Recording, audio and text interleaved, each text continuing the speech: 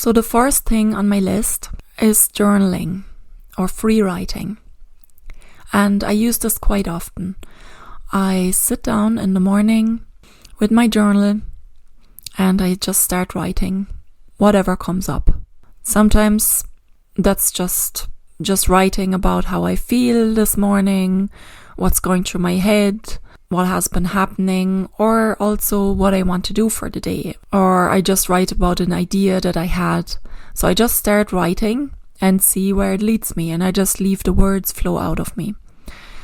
And I write, and like this is just, I'm never going to show this to anyone, that's just for myself. But sometimes along the way I get an idea, or I get deeper into an idea, and then all of a sudden I know what my next step is. I know what to do next. And then I usually just stop writing the moment that I know what to do and I feel like a call to action. I stop writing and I start creating straight away. And I really like this way of tapping into my flow, into my intuition, and see what's next. Then another idea, number 2, is meditation. It's another nice thing to do in the morning. I'm still learning how to meditate by myself without guidance. I definitely still like guided meditations that just calm me and create a certain peace of mind. But sometimes I can also just sit for a few minutes and just focus on my breathing without having to listen to a guided meditation. And I find that very beneficial. Quite often I don't want to do it because I think, oh, that's boring, sitting down and listening to my breathing or focusing on my breathing. But that's just my mind finding it boring, because I know that if I do it, it has a huge impact.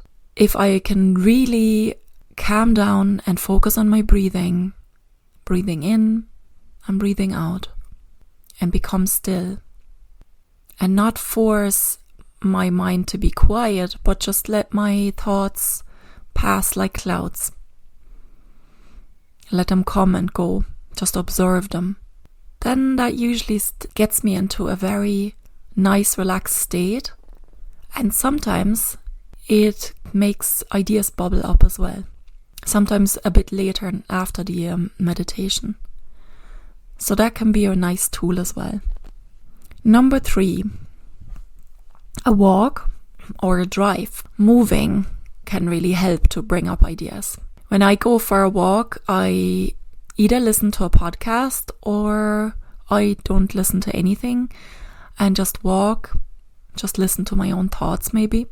And quite often I get an idea while doing that. The same is for driving. Like if I drive anywhere into town, it's the same thing. I either listen to a podcast or I listen to music or I just listen to my thoughts. And quite often I need to pull over and write down an idea. That happens all the time. And this is actually how the idea for this podcast came to be yesterday. I was in the car and I had this idea and I had to pull in and write down some notes about it so I don't forget. And then I kept driving and I kept having ideas I need to pull in again. But actually there was a traffic jam, which was really good. So I got into evening traffic and I could really enjoy the traffic because it just gave me moments of writing all my ideas down. That's number 3. And number 4 is mind mapping. Another tool that you can do in your journal. Just write down an idea for an episode or even a content. Like if you say like you have a certain niche or you have a certain topic that you usually talk about or write about, and you come up with maybe 4 to 5 areas that are within this topic, this niche. And then there's maybe one area that you would like to write about that morning, and you write down the area and then you create a mind map around it. So you just write down all the things that come to mind that you could write about related to this area. And maybe one of them sparks your interest. And then you take that idea and you create another mind map with this idea and write all the things around it again that are related to this and that come to your mind. So you kind of go deeper and deeper into the topic that sparks your interest, and you really go with your interest. Whatever feels, oh, I want to do something about this. This is like something interesting. I want to go deeper into that. So this is another way of finding a topic to write about and then to map it out and go into it. Number 5, record yourself talking. That's what I do. I have been doing quite often recently as well. So all I do is I plug in my microphone, press record, and just start talking. And because I always feel a bit intimidated in the beginning, I just say that I don't have to use, I don't use the beginning of my my recording, because usually I need some time to get into it. So today, for example, I pressed record, then I began to talk with a hoarse morning voice, and just talking about how I want to get rid of my morning voice and how I want to get used to talking again, get my voice fluid, and even know what to say. Because it always takes a while for me to get into talking. I'm still not feeling super confident about it, but it's definitely getting better. It's much better than my first episode.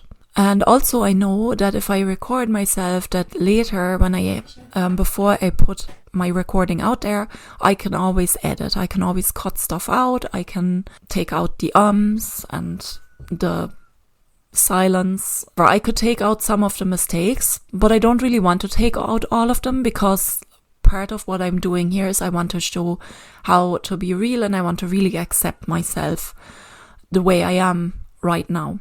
And I don't want to be a super polished version of myself. But of course, I can go back and improve it a little bit if I want. So that was number 5. And number 6. Number 6, I like this one as well a lot.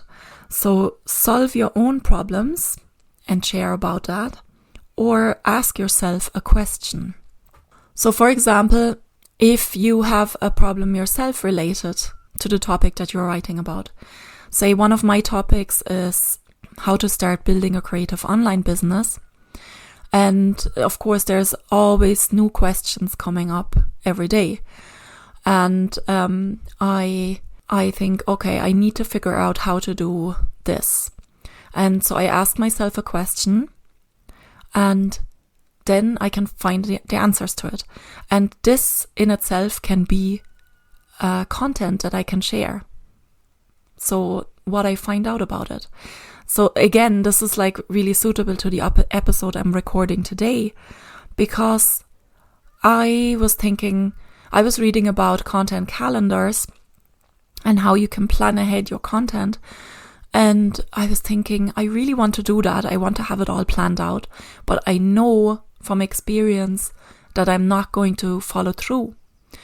I know that I'm going to plan it all out, and I spend a whole morning or a whole day doing this, and then I'm not going to use it. I've done it before. So, or if I try to use it, it actually makes me feel really small and closed in. Like, I don't know, it just makes my world smaller. When I plan out everything I'm going to do and write about in the next 3 months or 12 months, it takes away all the excitement for me in having this online business. If it's all planned out and I already know what I'm going to do. I don't want to live like that. I want to look at each new day in a new and exciting way, and I want to see what happens today and not have everything planned out.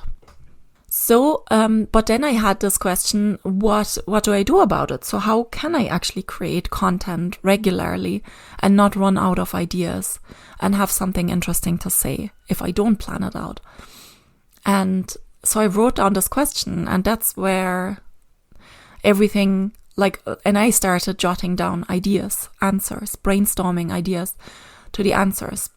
Of course, you can look up stuff if you don't know the answers, but like before you look up stuff, I would always first look at what comes out of yourself. So what ideas you have regarding this question, this topic. So that was number 6. And the last one, number 7, it's just another question for you. When do you have your best ideas? Observe yourself. When do you usually have ideas? Is it in the shower? Is it while you're doing housework? Some maybe repetitive tasks? When do you usually get your ideas for something? Just take maybe a few days and observe yourself and see what works for you. These are my 7 ideas on how to create content from flow. And I think what it comes down to is you need to be comfortable with not knowing. You need to be comfortable with not having a plan and just taking it day by day. Just trust that there's so many ideas inside of you, endless ideas inside of you that you can write about or talk about. And they will come out if you just give them space. But they are there. So what is it that comes out of you? Let me know if you want. And I would love to hear your answers.